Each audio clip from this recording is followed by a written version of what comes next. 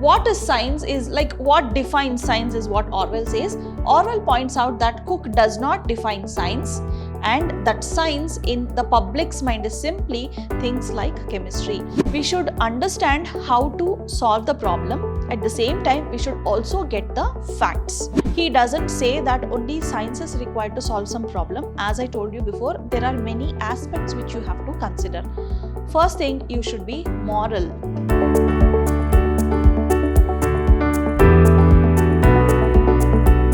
Hello everyone, I am Dr. Shalini, Professor of English, Vidhyaashram First Grade College, the Temple of Excellence, MYSURU. Today we are here to understand one of the essays prescribed by University of MYSURU for first SEM B.Ca. We will be learning about what is science. So what is science is written by George Orwell. Let us see what is there in today's module and we'll understand the essay. In today's module, we will be understanding about the author, then we'll move on to the title, then the theme of the essay, we'll then move on to the summary, we'll look at few questions and answers, then we'll go on to the conclusion. So let us begin with the introduction of the author. So he is Eric Arthur Blair. His pen name is George Orwell and he was a very wonderful English essayist, novelist. He also wrote critics and he also was a journalist. So his works are characterized by lucid prose. He was actually a satirist. He used to talk about the society by criticizing it. So he was a social critic, you can say. He was total opponent to totalitarianism. He was a very outspoken person. He was in support of democratic socialism. So he is George Orwell. Animal Farm is one of his famous works. So now let us move on to the title and theme. We will understand this. So in this essay, What is Science? This writer, that is George Orwell, writes about the misunderstanding of a scientist versus someone who wasn't as knowledgeable as a scientist. So the main idea of this Orwell's essay is to provide people like who are scientifically educated, and the people who aren't scientifically educated, they are not at all better than anyone, is what he tries to say in this essay of his. So let us understand a little deeper now. This essay of George Orwell is actually a rebuttal to the statement by Mr. J. Stuart Cook, who was a scientist. So generally speaking, when you ask somebody what is science, so in general context, what is the meaning you get, what is the feedback you get, what is the answer you get? You just get that it is a kind of maybe chemistry, physics. So like this, you get the names of the subjects that is under science. And you get another option also. That is the second option you get is something which makes you think rationally. Maybe you ask for proofs and then you decide on something, and that is called as science. You just don't believe anything superficially. You don't go under superstitious beliefs, but you believe something based on some proof is what you get the answer. So in this essay, Cook believes, I'm talking about Mr. Stuart Cook's essay. So there Cook believes that all people should be scientifically educated and scientists being brought out of their isolation. So there are 2 points which Orwell uses to give the kind of backfire. Okay, to participate in politics and economics. So scientists should be brought out of their isolation. What do scientists do usually? They do some research. They will be in isolation in order to find out something, in order to come to a conclusion. But they don't participate in politics, neither do they participate in economics. They will not be having knowledge about that. That means they will be having sound knowledge about science. So there will be a lot of effort that they put in order to understand the theories, then the formula, everything, and then they go on for some research and they find out something. So this is what the author is saying here. He wants that isolation to be gone from the scientists. So everybody has to be educated, scientifically educated is what the author says. So what does this everybody include? This everybody includes maybe some lawyer, some poet, some other profession. So this way, wherein they are not scientifically inclined, such people also should be educated scientifically, is what Stuart Cook says here. Orwell begins to agree that he agrees to the statement that, however, he immediately goes into the main focus of his essay. He agrees that yes, everybody should be scientifically educated. Yes, the scientists should be brought out of their isolation, but at the same time, he disagrees with few points. So what are those? He agrees with the initial statement, but later on goes into the main focus of this essay. He is trying to say what is science now. So here, what is science is like what defines science is what Orwell says. Orwell points out that Cook does not define science, and that science in the public's mind is simply things like chemistry. So as I told you, generally speaking, if you ask somebody what is science, so they define science as science is chemistry, science is physics, is what they say. They don't try to go deeper as to what is science. Okay, so this Orwell points out that this is not the case, and science encompasses many subjects. Science is not only related to one thing. Maybe pure science relates only to chemistry or maybe biology, something like that, but it is something different. A poet, a lawyer, some Tom, Dick and Harry cannot be scientifically educated and called as a scientist. So here he tries to differentiate between the people who are scientifically educated and those who are scientists. Okay, so here he points out, that is Orwell points out, that this is not the case. Only chemistry, physics doesn't mean that they are science. It is something that encompasses, that includes many subjects in it. It contains many subjects in it, and that is called as science. So no one looks at a poet. You cannot just look at a poet and say he is a scientist. Is it possible? Maybe sometimes a scientist can be a poet, but you cannot bring a poet and educate him scientifically and say he is a scientist. That is impossible, because that lot of years of hard work in order to understand the theory, in order to understand some principles, that is actually very much important. So no one looks at a poet and says he is a scientist. So Orwell continues to poke at what describes a scientist by prescribing a test. So he talks about a test wherein you can identify whether that person is a scientist or not. Withstanding nationalism. So he tells that this test can be prescribed in order to identify if he is a scientist or not. That is withstanding nationalism. He states that sciences are supposed to be international. Okay, so Orwell says it has to be international and should not have borders. So science is something which doesn't have borders at all. It is international. It doesn't have a border at all. It doesn't have any limit at all. It just goes out of border. It has no bounds at all. Yet we see scientists keeping to their governments. So these scientists are actually very loyal to the governments. Science is something wherein you need not have to stick on to one government or need not have to be loyal to some leader or anything. You need to be boundless. You should be free. Like you should be free in expressing your thoughts. Okay, it should not be limited, confined to one country or one government or anything like that. Okay, so Orwell uses Nazi Germany as an example. So this Nazis, when they were there, so that part of Germany he uses as an example.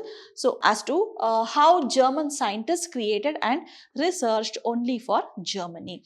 So when he means that this is withstanding nationalism, this is international, it has no bounds. At the same time, he takes the example of this Nazis who were doing research only for Germany.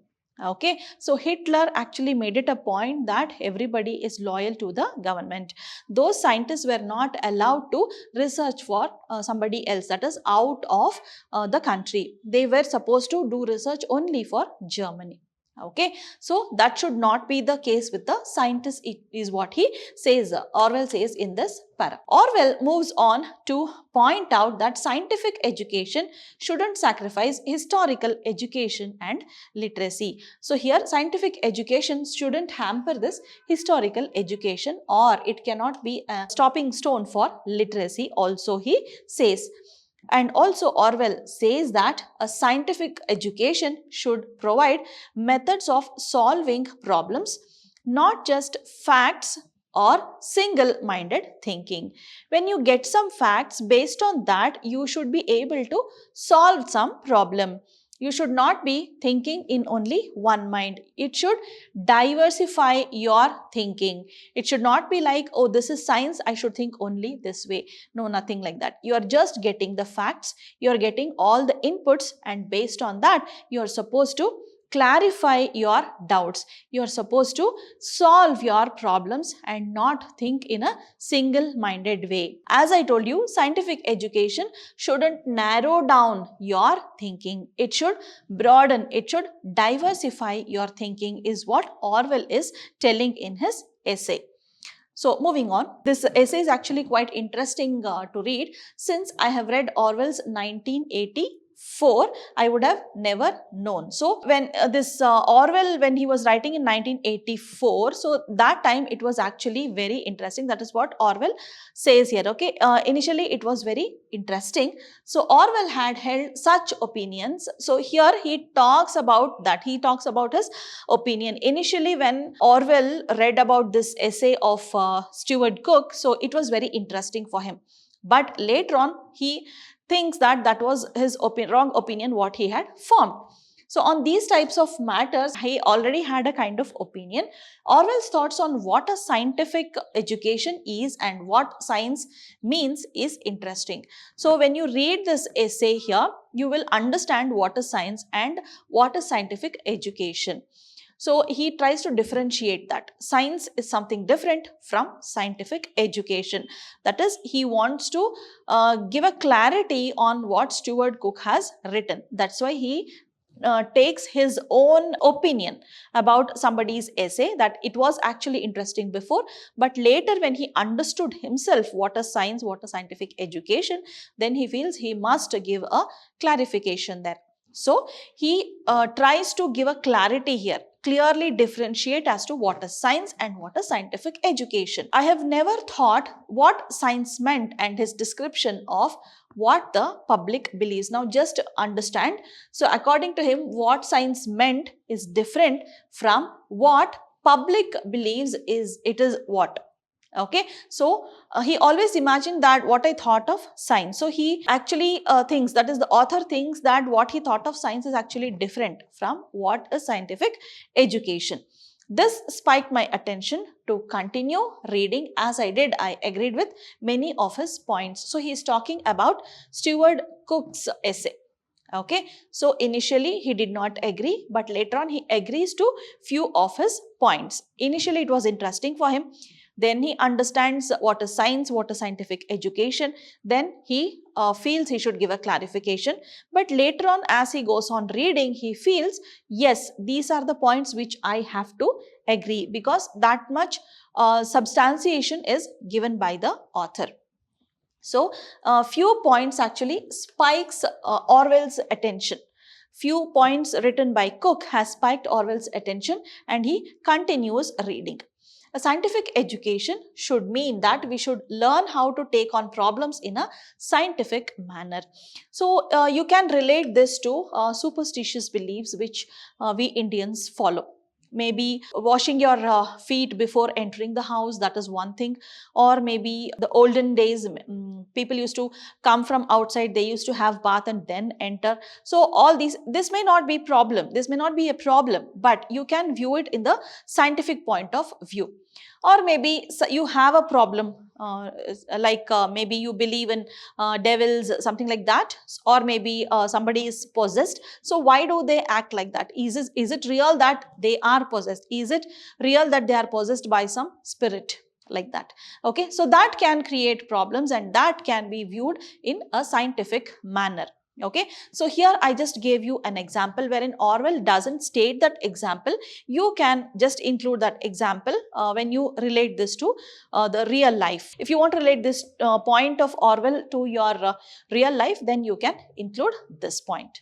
Okay, so how do you view a point with scientific viewpoint? Okay, so that is what you have to include. So by scientific manner, so I am solving a problem by scientific manner. So what does that mean? So by scientific manner, I mean we need to learn how to be able to solve problems, not only know solid facts on how to. We should understand how to solve the problem. At the same time, we should also get the facts. Okay, at the same time, like we'll get the facts, at the same time we should be thinking in a different point of view in order to solve that problem in scientific point. So that is very important. You cannot be just solving that problem getting any facts. Okay, first you need to go deeper into the problem, like how you do in science.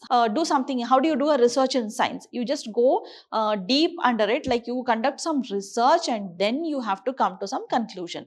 Similarly, here also you take all the facts that are available. Based on that, you should not be coming to a conclusion, but you should be able to solve the problem. Okay. So next, an old proverb which everyone knows, shortened, goes like this. So it is the beginning of the the proverb that it is shortened here. So let me just tell you whatever is required for science. Teach a man to fish and he will eat for a lifetime. So relate this to science, students. If you are teaching somebody how to eat fish, maybe how to cook fish, how to eat fish, then he'll be finishing it only there. Or you prepare something and give, he will eat it and finish the fish. But if you teach him how to fish, then whenever he wants to eat fish, have fish, then he'll go catch a fish and then have it. So that is a different way of approaching it.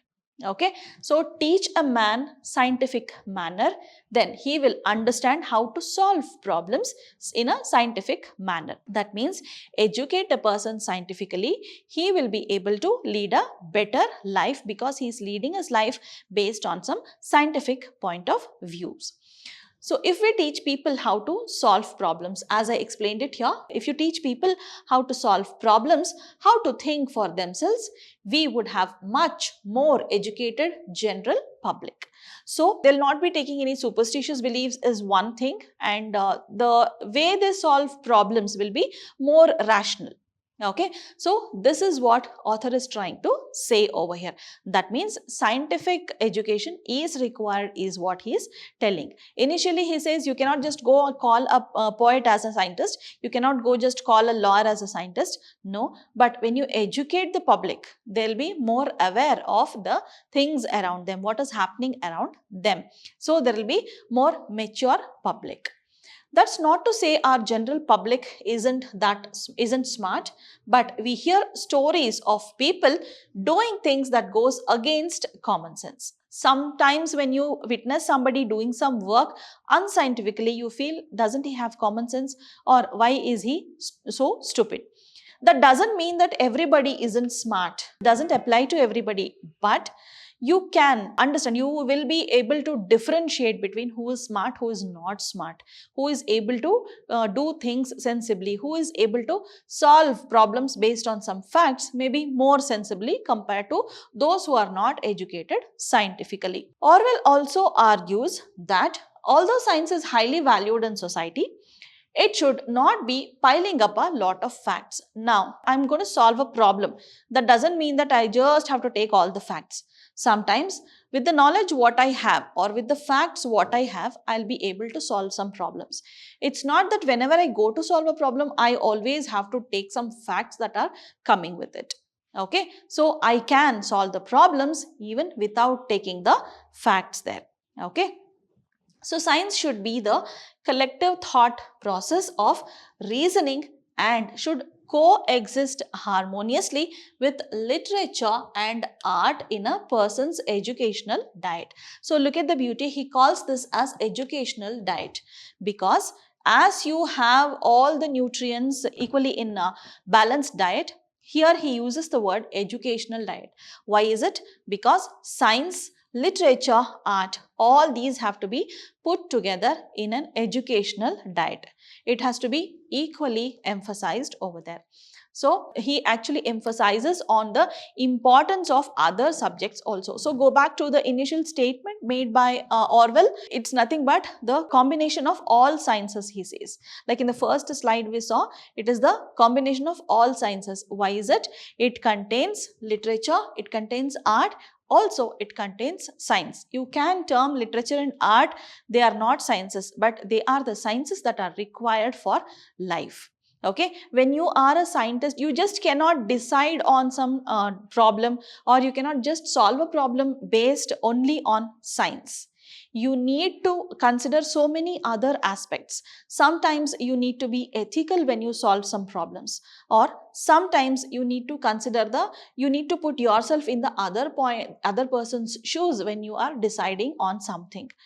Okay, so like this decision what has to be made cannot happen only on science, but it can happen also based on literature, and should include art also. Okay, so Orwell goes on to contrast the praise and glory given of true scientists. So the glory that is given of true scientists, who are the true scientists? Physicists, biologists, like this. So they are called as true scientists, with other irrelevant occupations like poet and lawyer. So he actually contrasts this. Okay, as I told you before, you cannot just go and call a poet as a scientist. This is something irrelevant, you can say. Okay, so he contrasts on that. He also warns the danger of neglecting subjects. So the other subjects, when you neglect, how dangerous it is, he wants to say. So other than science, if you neglect something, he believes in order to be cultured, it is essential to study literature and arts in order to form morals. This is a wonderful statement made by Orwell. He doesn't say that only science is required to solve some problem. As I told you before, there are many aspects which you have to consider. First thing, you should be moral. Okay, in order to form morals or the morality, then we need to understand various other things also. By science, you cannot just understand the emotions of other people, isn't it? You have to understand literature in order to feel that emotion. You need to understand art or experience art in order to understand the beauty of one's life. So there are various aspects which you inculcate, which you imbibe when you go and study the other forms of you can call it as science only, not only pure science, the other forms of existence. So that time you will be able to form proper morals, then you will be ethical, then decisions will be better. So that is what you call it as maturity. Okay, if somebody shouts at you and you shout back at them, that isn't called as maturity. There is no difference between you and that person, but it will only lead to quarrel. At the same time, when you stop arguing with another person, even if that person is shouting at you, that is called as maturity. You are in a position to control your emotions. That is not possible only with science. It is possible when you try to understand the emotions, when you are able to empathize with the other person. So that is what Orwell is trying to say over here. So in order to be a moral, then you need to read the other subjects also, is what he says. So this warning comes in the form of Nazi reference. Okay, so he goes back to Nazi reference also. So of that those scientists who become nationalistic slaves. So he calls these Nazi scientists as nationalistic slaves because they work only for their country. Okay, so the place where they have to be boundless, they are only restricted by the government. They are restricted only to one nation. So that is more or less nationalistic slaves to the Nazi regime, and of physicists scrambling to unlock the secrets of atomic bomb destruction. So what do? They are just trying to unlock the secrets of this atomic bomb destruction. How damaging they can create an atom bomb is what they are deciding. They are researching, which should not have been done, is what he says. Orwell intensifies his persuasion through the use of diction. He uses diction in order to substantiate his views about science, that is scientific education. He first questions science, reveals the vices of an unrounded education. So he talks about boundless education here, reaffirms science's value in society, how valuable science is in the society. Then finally connects the points through the mention of the scientists who willingly choose not to participate in inhumane war efforts. So he is contrasting, he is giving a contrasting example of this for this Nazi reference. Okay, so there are few people who choose not to participate in such actions as they have some acquaintance with history or literature or the arts. So these people, the nationalistic slaves, they are only scientists. But those who have read literature, those who have some reference of history, those who have also studied arts, they are little moralistic. Okay, so they have some morals and they choose not to participate in such actions. They don't want to become nationalistic slaves. They want to choose peace. They want to choose mankind, that is being humans, over the nationalistic slaves. Okay, so this is what Orwell says over here. So that was the summary. Let us now look at few important questions. So what is exact science according to the author? These are the most common questions that might come for your exams. So just 1 mark questions, 1 or 2 marks questions I have just cited over here. So this will help you out. So based on this, you can form some 4 mark question, 4 mark answers, then 10 mark like this. Okay, so according to the author, exact science, it is that which experiments can be done in laboratories. Okay, that is the pure science. For example, physics, chemistry, biology, etc. They are only the experiments that are conducted in the laboratory. What are the two sciences? As I told you before while explaining the exact sciences, there are two opinions which you get when you ask people what is a science. Okay, so one is that the exact sciences such as chemistry, physics, biology, etc. That is one opinion you get. Otherwise, there is another thing, that is the real definition of science, a method of thought which obtains verifiable results by reasoning logically from observed fact. So this can be termed as the definition of science. But when you ask people what is science, there are two categories of people who give two different opinions, okay, or the definitions. What is science according to Orwell? So this was the opinion of the people, like what feedback, what definition you get from the people. But according to Orwell, what is science? Science is highly valued in society. Here you need to include that something which is related to literature, art, history, everything. Okay, so science is highly valued in society. It should not be piling up of a lot of facts. Science should be the collective thought process of reasoning and should coexist harmoniously with literature and art in a person's educational diet. Make sure you include this word. Okay, this is a word coined by George Orwell, so you need to include that. So now coming to the conclusion. As I told you in this question answers, let me just tell you one point. Those are the 3 points which you have to concentrate more. The most common concepts that you will be getting questions on. So concentrate on those 3 concepts, that is what is science according to Orwell. So you need to write so many things over there. That was the definition that I gave you. The third answer was the definition I gave you about science. But when they ask you for 10 marks, you need to write about what Stuart Cook said and later on how Orwell doesn't support and then he supports it. Okay, so you have to write that. So in his essay, George Orwell tells what science is. So it is defined based on 2 meanings. So we can consider this as an example. Unlike history and writing courses, science lacks social interactions. It does not teach any morals or ethics, nor does it discipline the mind to become better human beings. So this comes only when science is considered. Okay, but when you consider scientific education also, then morality comes, being a better human being comes, then being disciplined comes, moral values comes, ethics comes, so like this. Okay, so this was one of the meanings that is given by Orwell.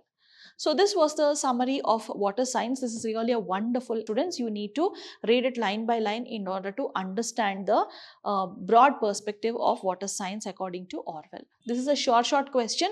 You will be getting a question in which you can easily earn 10 to 12 marks. Okay, so let us meet again in our next session. We'll understand about another essay. So thank you for your time. Keep learning, watch this video, go back to the essay, study and understand it better. Let us discuss about this in the live classes. Thank you so much. Keep learning. See you soon. Bye-bye.